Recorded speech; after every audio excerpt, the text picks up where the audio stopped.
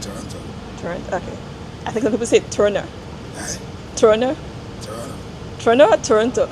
Toronto. Okay. And what's the meaning of the word Toronto? No. The meaning of the word Toronto Yeah. is what we just did this morning. What is that? Just meet each other. The meaning of the word Toronto is meeting place. It's meeting place. That's the meaning of the word Toronto. Meeting place. I see. Okay. Welcome to Turner. In the last episode, we explored Turner's waterfront and the downtown core, the Harbourfront, the Financial District, Old Town, Cocktown, Cabbage Town, Church Wellesley Village, and Yorkville.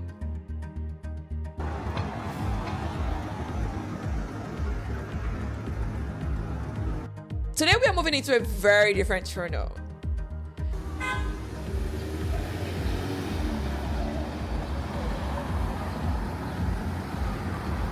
This is the city's intellectual and creative corridor. It's a collection of neighborhoods that are shaped by universities, immigration, artists, entrepreneurs, and some of the most influential cultural institutions in the country. From the University of Toronto and the Annex to Kensington Market, Chinatown, Queen Street West, and up to Midtown. These neighborhoods tell the story of how ideas, culture, and creativity have shaped Toronto into the city it is today.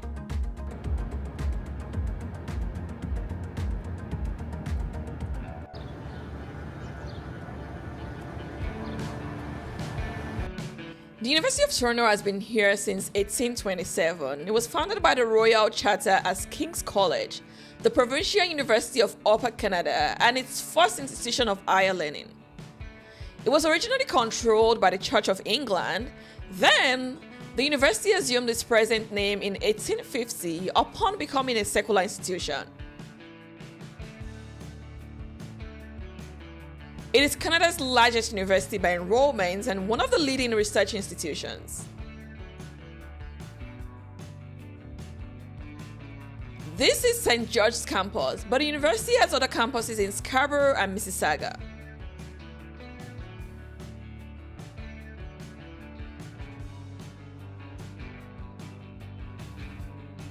The buildings here are a mix of Gothic revival and modern architecture.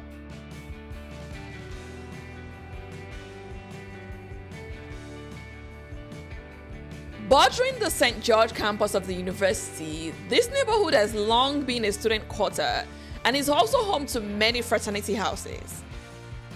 The Annex is very much anchored by the University of Toronto's St. George's campus. The presence of a major institution in this neighborhood creates an institutional anchor that is visible in every block. The density of bookshelves, the cafe culture, the rental housing stock that is built around student demand, and the mix of Victorian houses that are subdivided into apartments. There's a very high proportion of renters in this neighborhood compared with many adjacent neighborhoods, and that's largely because of the transient nature of the student population in this area.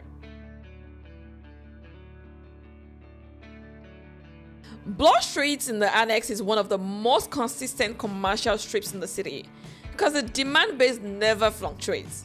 There's always a new cohort of students and academics arriving on campus. In terms of personality, it's very much bookstores, cafes, and student energy. Right on the border of the Annex is Koreatown. In fact, all three, the University of Toronto, the Annex, and Koreatown, are so interwoven together that it's hard to tell where one ends and where the other starts. The neighborhood is centered primarily along Bloor Street West and grew significantly during the Korean immigration in the 1970s and the 1980s. But of course, it also attracts diners from across the GTA, not only Korean residents. The cafes and casual dining here are still very largely supported by the student population.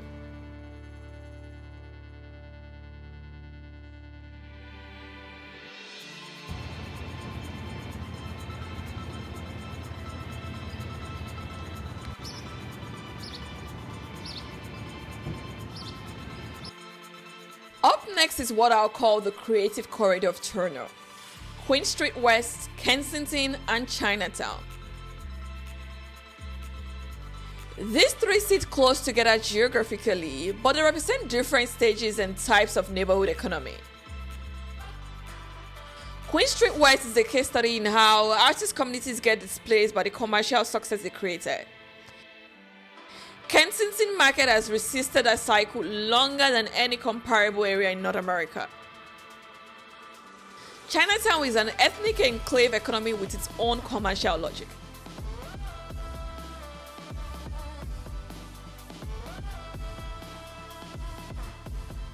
Chinatown covers much of the area of Spadina Avenue from Queen Street to College Street, running along Dundas Street as far east as Bay Street. Dragon City Mall is the center of the neighborhood. The produce markets spilling onto sidewalks, the restaurant density, the import businesses, all of that points to a neighborhood that has built its own supply chains, its own commercial ecosystem, and its own customer base.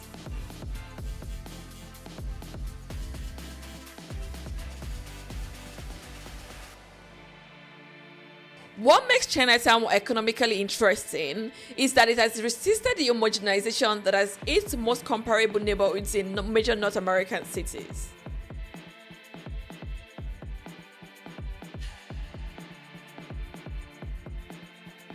The perfect person that would like this place is that food expert that does not care about aesthetics, but only cares for good food, because there are lots of good food here. In terms of economics, it's more of a high-density immigrants business ecosystem with very good price-efficient food economy.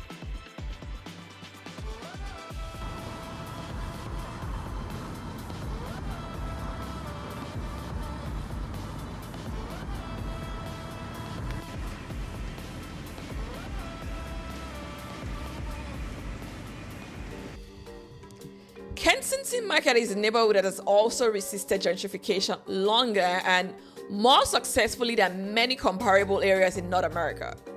Mainly from a combination of community organization, heritage designation, the physical character of the buildings, and the commercial tenant mix that has actively resisted chains and corporate landlords. It shares border with Chinatown and also features many small independent businesses. Kensington Market is a walkable bohemian neighborhood that draws artists and tourists to its indie shops, vintage boutiques, and art spaces. The market is also home to a wide array of specialty grocery stores, bakeries, trendy bars, cafes, vintage clothing stores, and international restaurants. In the 1920s, the area was actually known as the Jewish Market, when Jewish merchants operated small shops as tailors, furriers, and bakers. Around 60,000 Jews lived in and around Kensington Market during the 1920s and the 1930s. Today it looks more like a United Nations area with various nationalities and cultures represented here. Like the Distillery District, it is also designated as a National Historic Site of Canada.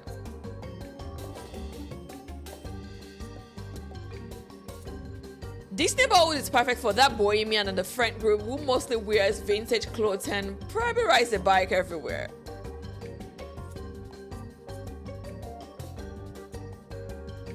In terms of the economics, it's more of an informal, independent, anti-chain economy.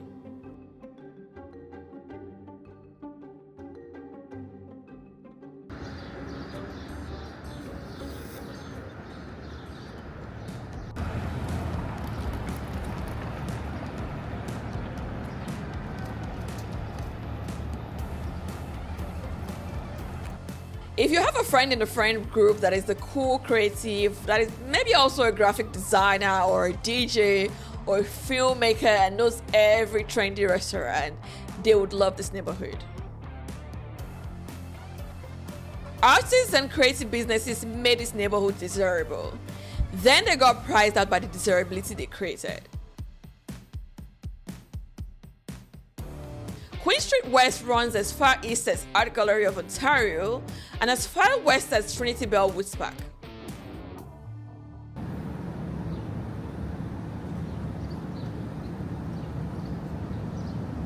The stretch between them was once the center of Toronto's independent music and art scenes, with galleries, record shops, and small venues. The galleries and record shops are largely gone now, and they've been replaced by restaurants and boutiques that follow the cultural cachet they generated. It's a perfect case study for understanding how creative economies work and who ultimately benefits from them. The many graffiti alley nearby contributes to the creative identity of this neighborhood.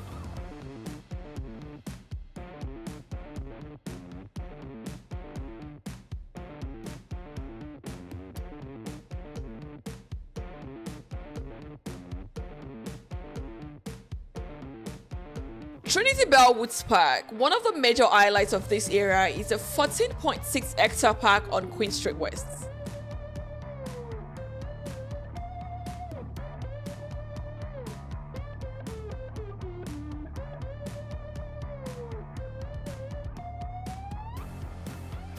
The park sits on the now buried Garrison Creek and features 3 ball diamonds, 8 tennis courts, 2 volleyball courts, an artificial ice rink, a dog off-leash area, a picnic area, a wading pool, and a children's playground.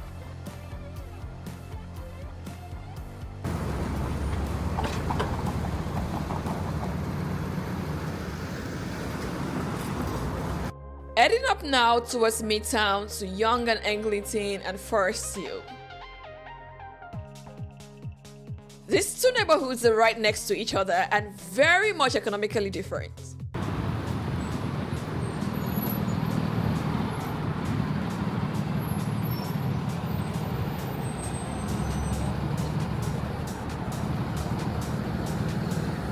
Perfect for the young professional that is career-driven, budget-conscious, but also loves a very well-balanced lifestyle. Yonge-Eglinton, or Young and Eligible, whichever you prefer, is the most active intensification corridor in Canada right now.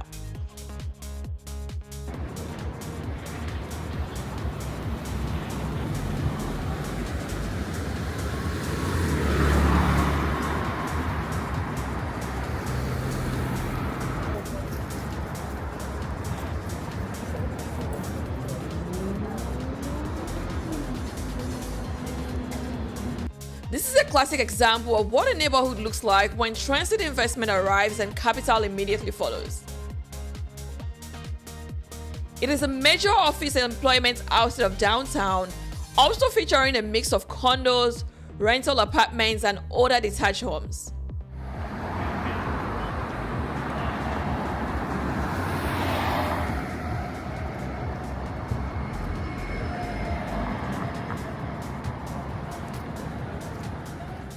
The Eglinton Crosstown LLC is the organizing force. The condo towers visible from the streets are the direct result of transit investment arriving and the capital following it.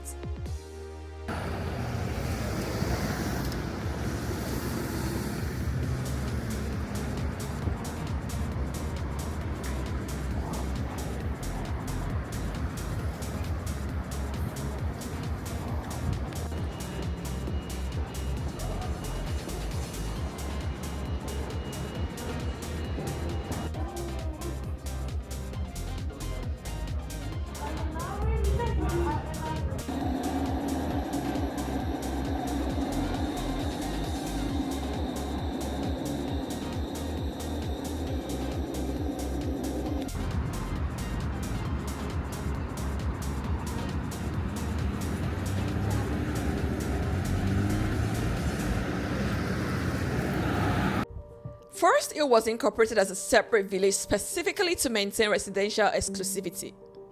And although it sits only a few kilometers from one of the most aggressive intensification corridors in Canada, there is not a single tower or high-rise building here.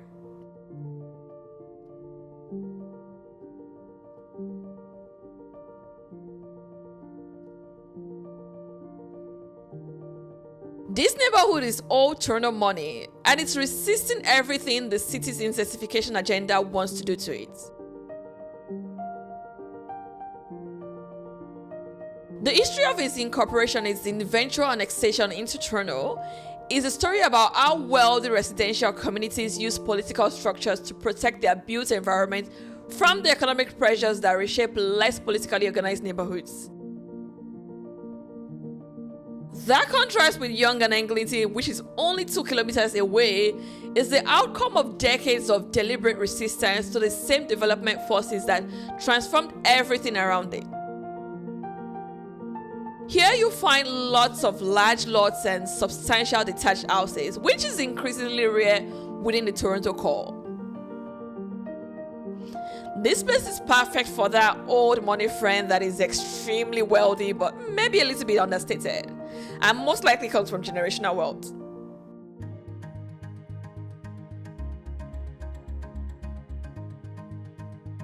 If you're just joining the series, I recommend starting with the earlier episodes. The first part was a deep dive into the Toronto Islands, uncovering the history, politics, and economics behind one of the city's most unique places. In part 2, I explored Toronto's downtown core and waterfront, from the financial district to the harbourfront and Old Town. Both videos are linked in the description box. Don't forget to subscribe because we'll continue our journey across Toronto's neighborhood. Thanks, and see you soon.